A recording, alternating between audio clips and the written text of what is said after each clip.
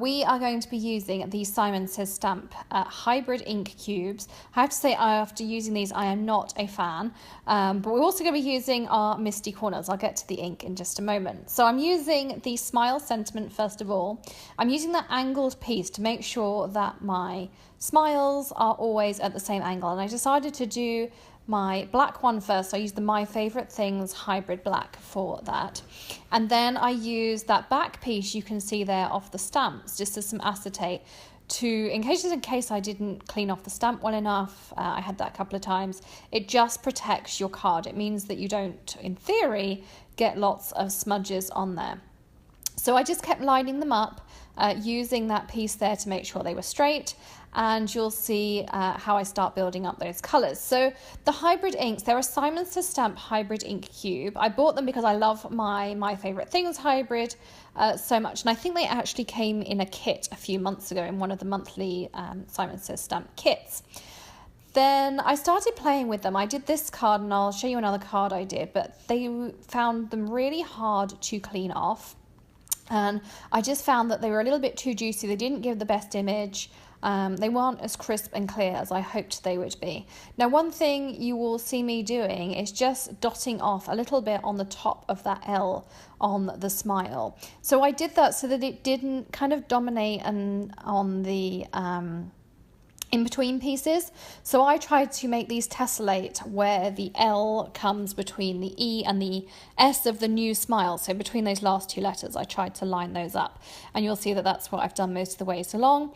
The inks come in a set of 4 different colours. This I think is called something like Brights or Wilds. I will link it all up in the description below for you. And I just worked my way through. So I was just playing around with them. And each time I had to stamp twice, I just felt that they didn't give me the right impression first time.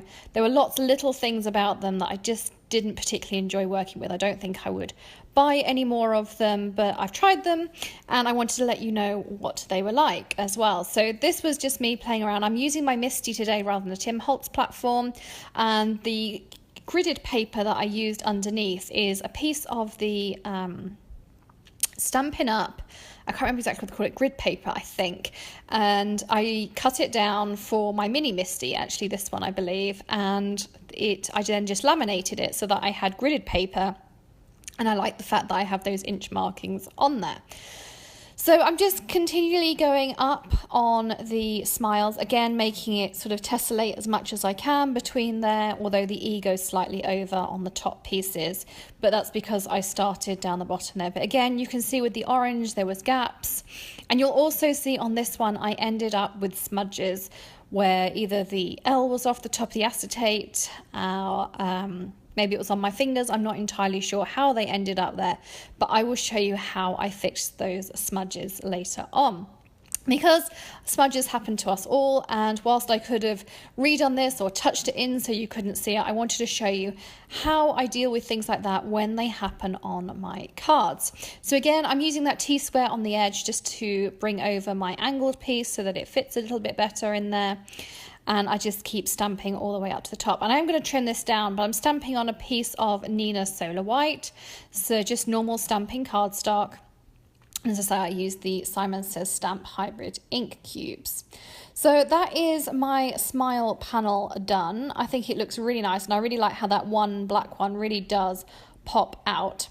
Now in the smile stamp set, you get a lot of lovely sentiments. I decided to use it looks good on you, and I've used VersaMark, my tidy tray, and the Ranger super fine white embossing powder, and my Wagner heat tool to heat it up. I just cut it straight on my cutter pad for that piece, and there was a little odd bit that I felt just didn't look quite right, so I snipped it with scissors. Now my card base is half 8.5 by 11 Neenah white. It's a piece of black cardstock that is 5 1/4 by 4, and that's the Lawn Fawn black licorice. And then I cut this panel down to 5 inches, that was it, by 3 3/4, and I used a little foam strip, and then again my little corner there just to line up the sentiment in exactly the same way. And I really like how that came out. Now those smudges, I'm using some honeybee sequins, and eventually I got it to focus on the camera, and I glue those on with some glue dots. So sometimes you'll see sequins on a card now, sometimes they're just there for a pretty effect, and sometimes they just cover when something goes wrong. So if you have this same issue I did, I also wanted to tie in a little bit more with the sequins so it didn't just look like I'd put them there for no reason. So I grabbed some glue dots and put those on there, and I put one over that smile on the black as well, just to give it that extra 3D effect. So I was really pleased with that as well.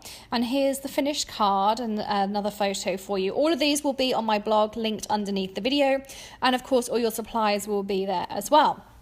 So next we have another card for you. This was the panel that went hopelessly wrong, and I threw it away because it all went muddy. I was going to show you how to do a really nice rainbow technique, and it just wasn't working out with those inks. So I switched to the Ombre ink. Again, I'm using the Hello.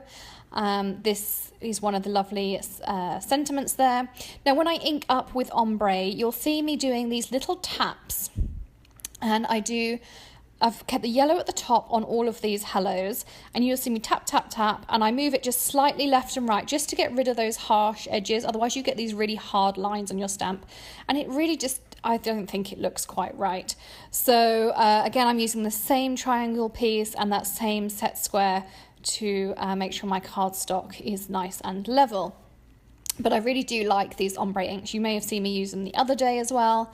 And I think as long as you do that little tap up and down, you'll get a fab technique. Now I will come back and I will show you how to do my rainbow on a stamp technique, almost to make your own ombre pads as well. But that will have to wait for another day. As I say, today everything just seemed to be a complete disaster. I was getting smudges all over the place, and this just wasn't working. It ended up being a really muddy panel, so I wasn't happy with that to come into the video. Anyway, this is the Hello panel. Again, this is a piece of Neenah Solar White. I love stamping on this cardstock. I've done it exactly the same here. This is a slightly larger piece. This is card front size, so it started at 5.5 by 4 1/4. And you'll find I will cut that down to 5 by 3 3/4, and the black piece that again I'm going to do on the back there will be 5 1/4 by 4. Now this stamp, I don't often buy dies, but I decided to buy the dies for this one to see how things go.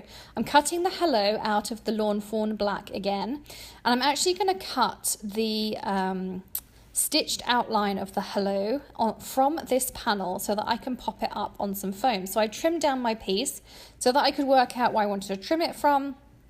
I also trimmed down that black piece while I was there. So I found exactly how I wanted to do it, and I like using the Tamiya masking tape on a stamped panel because I know it's not going to lift up any ink and it doesn't cause me any tears. It's nice and gentle. Again, I shall link that below for you. I run it through my Vagabond, which is my preferred die cutting machine, and I just popped out all of those centers out the E's and the O's and all those sorts of things. Now the sentiment, I did start stamping on white, and then I used white powder. I must have had a brain fade moment.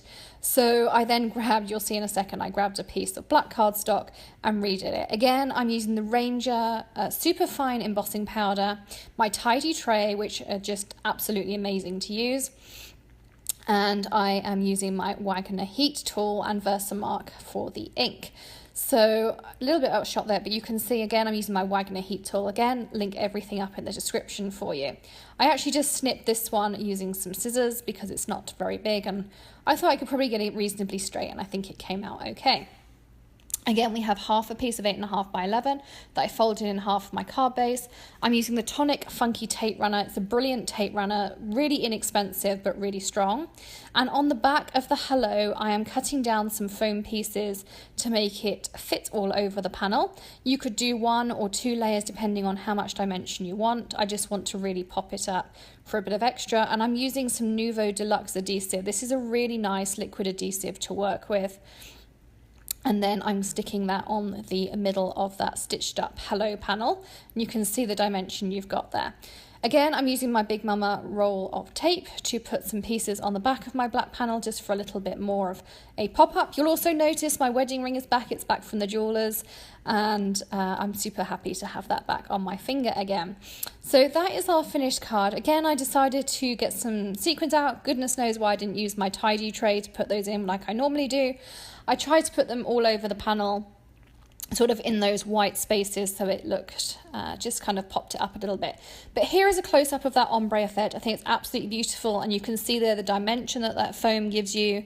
You can also see a couple of other pictures of all of the cards.